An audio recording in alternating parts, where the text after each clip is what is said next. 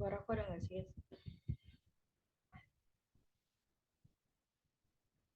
Assalamualaikum warahmatullahi wabarakatuh. Selamat malam teman-teman. Sebelumnya perkenalkan di sini saya berkesempatan sebagai moderator. Sebelumnya perkenalkan saya Aziza Putri Alifiani, di mana kami dari kelompok 1. Di sini kami akan menjelaskan tentang conduction, di mana nanti kami akan menjelaskan tentang pengertian EBP, konsep dari EBP, model-model dari EBP, tujuan dari EBP, manfaat EBP, lalu bagaimana cara pengkajian dan alat dalam EBP, lalu bagaimana langkah-langkah dalam EBP, selanjutnya bagaimana pelaksanaan EBP itu dalam keperawatan anestesi, dan yang terakhir apa sih hambatan-hambatan dalam pelaksanaan EBP pada keperawatan anestesi itu tersebut. Langsung saja di sini masuk ke poin yang pertama, yaitu pengertian EBP yang akan disampaikan oleh teman saya, yaitu Intan. Kepada Intan, waktu dan layar silakan. Baik, untuk pengertian EBP itu sendiri adalah Evidence Based Practice atau EBP adalah sebuah proses yang akan membantu tenaga kesehatan agar mampu update atau agar mampu memperoleh informasi terbaru yang dapat menjadi bahan untuk membuat keputusan klinis yang efektif dan efisien sehingga dapat memberikan perawatan terbaik kepada pasien. Menurut Mason 2011, sedangkan menurut Bostwick 2013, evidence-based practice adalah strategi untuk memperolah pengetahuan dan skill untuk bisa meningkatkan tingkah laku yang positif sehingga bisa menerapkan EBP di dalam praktik.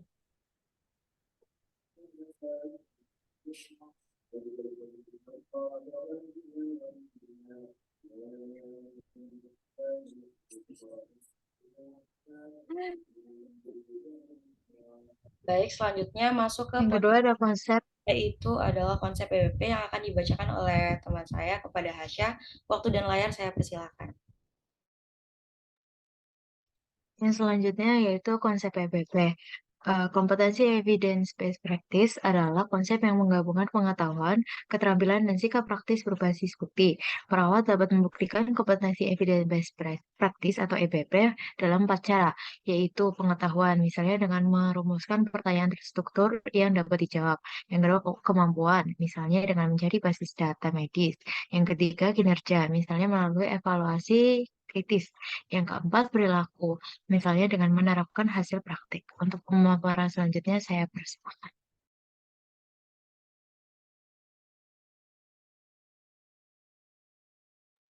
Selanjutnya model EBP. Model EBP ini dibagi menjadi 4, yaitu yang pertama ada IOWA. IOWA adalah model dalam EBP yang digunakan untuk meningkatkan kualitas pelayanan kesehatan, digunakan dalam berbagai akademik dan setting klinik. Ciri khas dari model ini adalah adanya konsep triggers dalam pelaksanaan EBP. Dalam pelaksanaan EBP, triggers adalah masalah klinis ataupun informasi yang berasal dari luar organisasi. Ada 3 kunci dalam pembuatan keputusan, yaitu ada penyebab dasar timbulnya masalah atau pengetahuan terkait dengan kebijakan institusi atau organisasi, penelitian yang cukup kuat, dan pertimbangan mengenai kemungkinan diterapkan perubahan dalam praktek sehingga dalam model tidak semua jenis masalah dapat diangkat dan menjadi topik prioritas organisasi. Yang kedua ada John Hopkins Model, mempunyai 3 domain prioritas masalah, yaitu praktek keperawatan, penelitian, dan pendidikan. Dalam pelaksanaannya, model ini terdapat beberapa tahapan, yaitu menyusun practice question yang menggunakan PICO approach, menentukan evidence dengan penjelasan mengenai tiap level yang jelas, dan translation yang lebih sistematis dengan model lainnya, serta memiliki lingkup yang lebih luas. Yang ketiga ada ancestral model yang merupakan model transformasi transformasi pengetahuan berdasarkan research, evidence, non-research tidak digunakan dalam model ini. Yang keempat ada Stadler model, merupakan model yang tidak berorientasi pada perubahan formal tetapi pada perubahan oleh individu perawatnya. Model ini menyusun masalah berdasarkan data internal, quality improvement, dan operasional, dan data eksternal yang berasal dari penelitian. Model ini memiliki panduan reseptor dalam mendidik perawat baru. Dalam pelaksanaannya untuk mahasiswa sarjana dan master sangat disarankan menggunakan model John Hopkins, sedangkan untuk mahasiswa undergraduate disarankan menggunakan Ancestor model dengan proses yang lebih sederhana dan sama dengan proses keperawatan. Next.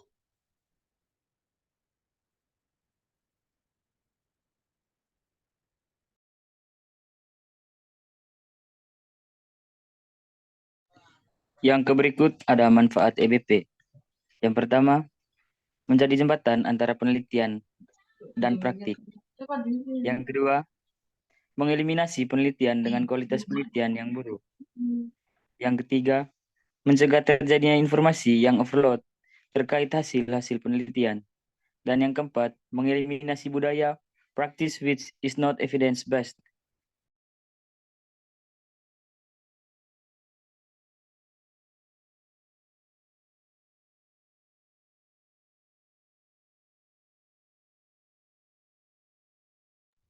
Baik, selanjutnya dilanjutkan oleh Mbak Febri. Kepada Mbak Febri, saya persilakan. Selanjutnya tujuan EBP. Tujuan utama diimplementasikannya evidence-based praktik di dalam praktek keperawatan adalah untuk meningkatkan kualitas perawat dan memberikan hasil yang terbaik dari asuhan keperawatan yang diberikan. Selain itu juga dengan dimaksimalkannya kualitas perawatan, tingkat kesembuhan pasien bisa lebih 20 cepat dan lawan perawatan bisa lebih pendek serta biaya perawatan bisa ditekan. Menurut Mardasain 2012.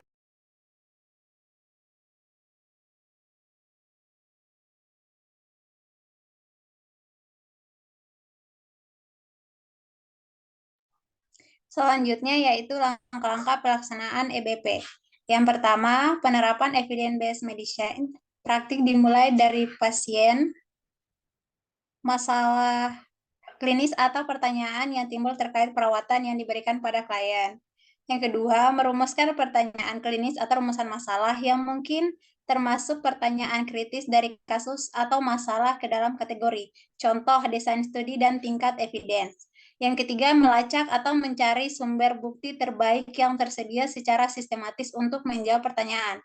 Dan yang keempat, penilaian kritis atau critical appraisal akan bukti ilmiah yang telah didapat untuk validitas internal atau kebenaran bukti, meliputi kesalahan sistematis sebagai akibat dari bias seleksi, bias informasi dan faktor perancu, aspek kuantitatif dari diagnosis dan pengobatan, ukuran efek dan aspek presisi, hasil klinis, validitas eksternal atau generalisasi, dan kegunaan dalam praktik klinis.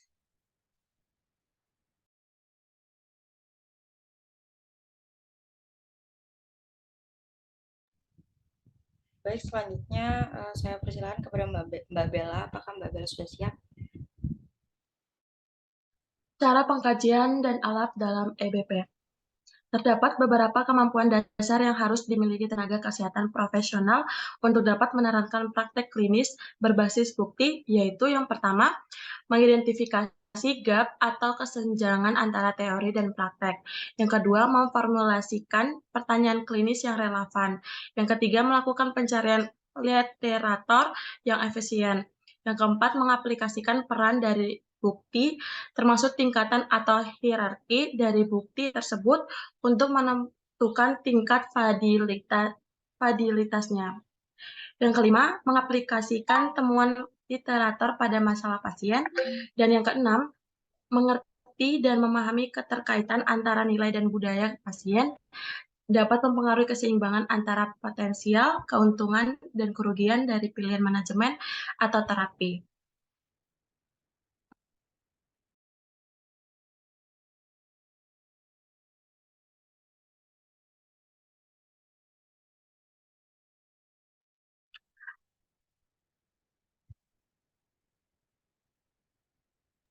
Baik, selanjutnya akan diteruskan kepada Mas Kevin. Kepada Mas Kevin, saya persilakan. Ya, selanjutnya pentingnya EBP pada keperawatan anestesi.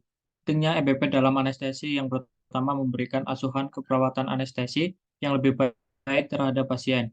Yang kedua, memberikan kontribusi perkembangan ilmu keperawatan anestesi. Yang ketiga, menjadikan standar praktik saat ini dan relevan. Yang keempat, mendukung kebijakan dan prosedur saat ini termasuk menjadi penelitian terbaru. Yang kelima, meningkatkan kepercayaan diri dalam mengambil keputusan. Yang keenam, integrasi EBP dan praktik asuhan keperawatan sangat penting untuk meningkatkan kualitas perawatan terhadap pasien. Next.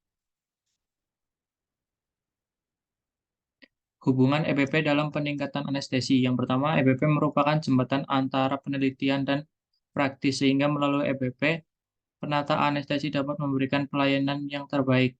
Yang kedua, EBP menggunakan sumber daya yang terbaik dan terpercaya sesuai dengan bukti yang ada, sehingga dapat mendukung pengambilan keputusan dalam pelayanan anestesi. Peran EBP dalam anestesi.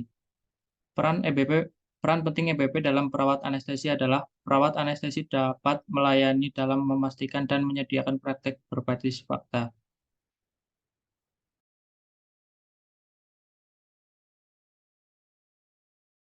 Baik, yang terakhir diteruskan kepada Mbak Cindy, saya persilahkan. Hambatan pelaksanaan EBP pada keperawatan anestesi. Pentingnya dan pengaruh budaya kerja dan budaya profesional yang resisten terhadap perubahan tempat kerja pada EBP telah diartikulasikan oleh berbagai penulis sebagai faktor penghambat pelaksanaan EBP. Kendala waktu dan kurangnya pengetahuan serta keterampilan tentang EBP merupakan hambatan bagi perawat untuk mengadopsi EBP. Keterbatasan waktu adalah penghalang serius dalam pemanfaatan penelitian. Selain itu, waktu yang tidak cukup untuk membaca, mengevaluasi, menganalisis, menyebarluaskan, dan menerapkan bukti telah dilaporkan oleh banyak perawat sebagai hambatan EBP. Selain itu, hambatan dalam pelaksanaan EBP termasuk beban tanggung jawab yang sangat besar yang harus diperhatikan seorang perawat setiap hari, dan lingkungan fasilitas perawatan kesehatan yang sangat menuntut sebagian waktu perawat. Ini dapat membuat EBP lebih sulit untuk dimasukkan ke dalam praktik klinis.